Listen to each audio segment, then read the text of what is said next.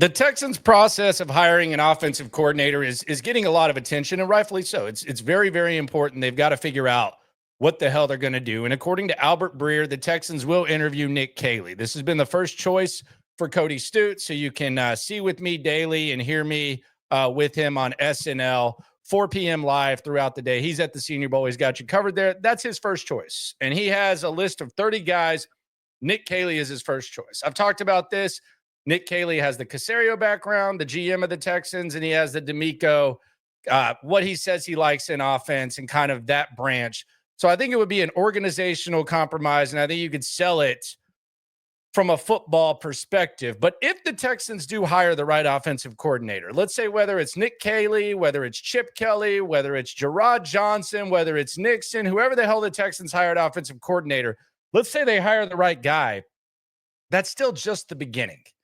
And it's not the only problem that the Texans have offensively. And that's always the interesting discussion when you get into the Texans offensively, is you say that one thing's wrong, and then all of a sudden it turns into, well, this isn't the biggest problem.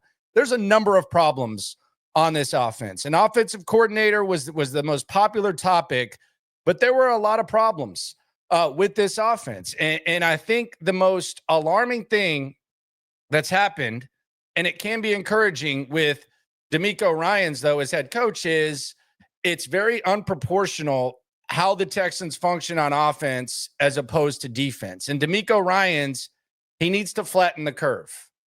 The defense gets a solid return on investment no matter what they do. If they paid Danielle Hunter a lot of money, he validates that contract. If they get Tim Settle on a bargain, he validates that contract. If they have a player like Jalen Petrie who appears like he's in no man's land and you're trying to find a role for him, they find a role for him and he validates that contract. If they draft a guy like Kamari Lassiter, he validates that contract. A guy who already has talent like Derek Stingley, he emerges as one of the better corners in the league. It's validated. The defense performs at a championship level. I think there's another example. Will Anderson in year 2. Completely, you saw evolve, you saw improvement. Will Anderson became a better player. CJ Stroud, not so much. Little bit of regression there in a lot of areas. Maybe not all his concern, but DeMeco needs to flatten that curve. And it's not just about bringing in the offensive coordinator. There needs to be a solid philosophy and there needs to be better personnel. So the reality is, and I want to go through the realities here, is the OC hire is just the beginning. This is other things outside of the offensive coordinator and the reality of where the Texans are offensively. Reality, they have one of the worst performing offensive lines in the NFL. We talk about return on investment on defense. They are paying the offensive line.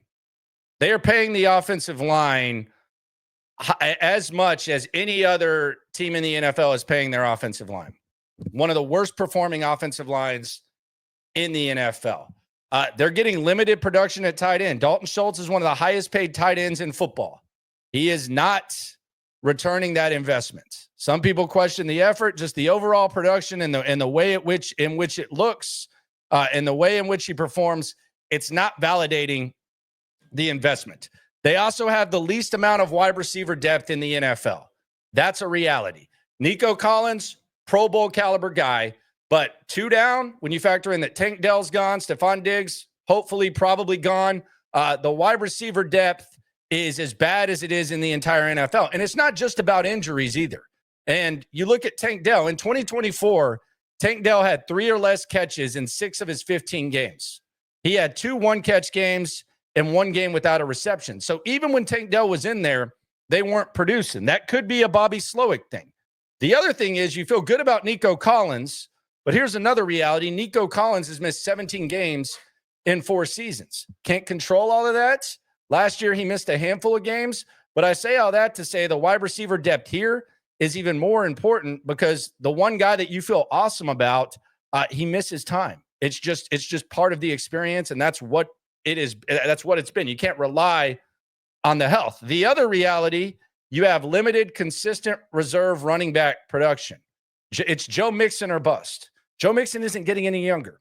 So it would be nice, like a lot of these teams that we see that are still playing, to have multiple running backs that can do things maybe in the pass game, maybe in the short yardage run game, maybe to give Joe Mixon a breather.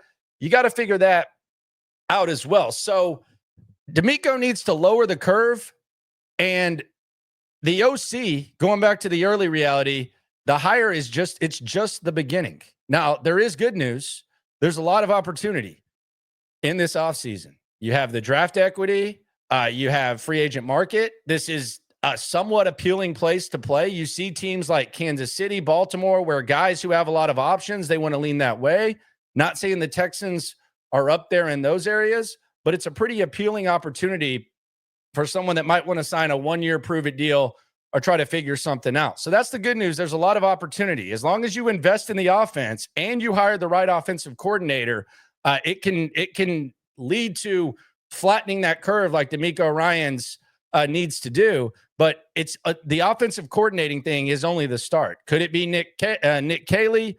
Who knows? The Chip Kelly dream is also alive. But the Texans got to get proportional when it comes to what they get out of DeMeco's defense and what they get out of the offense, or else a year from now, we'll be having the exact same conversations we've been having since this franchise started, sitting on your ass and watching Championship Sunday, Super Bowl Sunday, all that type of stuff. It can't be all about the defense. You've got to figure something out on offense. The offensive coordinator is just the beginning. Who will it be? Who knows?